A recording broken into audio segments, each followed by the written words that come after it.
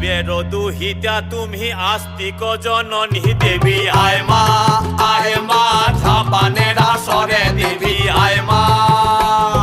শিবের দুহিতা তুমি আস্তিক জননী চরত কাঢ় মুনির পত্নী বাসকি ভগিনী দেবী আয় মা ঝাপানের আসরে দেবী আয় মা ঝাপানের আসরে তুলায় পড়ে কাতর হয়ে ডাকেছি তোমারে দেবী আয় মা।